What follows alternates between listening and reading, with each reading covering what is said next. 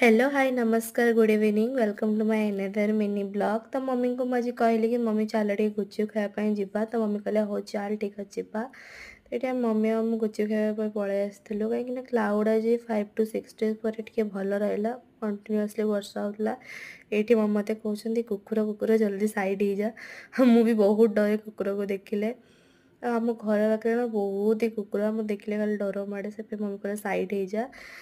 तो ये गुपचुप खायापाई जाऊँ आज क्लाउडटा सतरे बहुत प्रिटी था। आम गुपचुप दुकान आसी पहुँची गलु।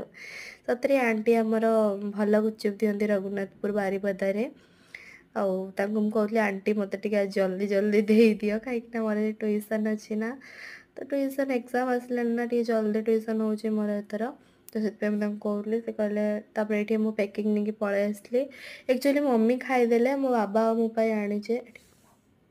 एक्चुअली गुपचुपटा बहुत टेस्टी और यम्मी थिला। कौन मान को गुपचुप भल लगे से माने नियति कमेंट रे जणेबे। मते तो बहुत भल लगे। तो ये मम्मी कहली एमती आपण मन केमी मो मम्मी को भल लगते निहाती कमेंट रे कहे। मुझे कहली आज टे कह तो मो बयस से कहले हो ठीक अच्छे।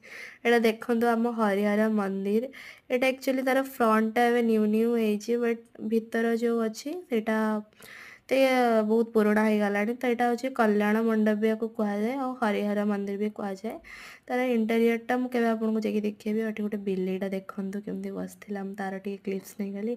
तापर ये गुपचुप आनी बाबा और मु खाईदेलु। ट्यूशन पढ़ाई पलि पढ़ी पलि आसली। तो आशा करुँची मोर ब्लॉगटी आपको भल लगी। तो like comment share and subscribe करने को भूलें। आज मो ब्लॉगटी भल लगुव ना तो निहाती निहाती लाइक भी करेंगे। बाय।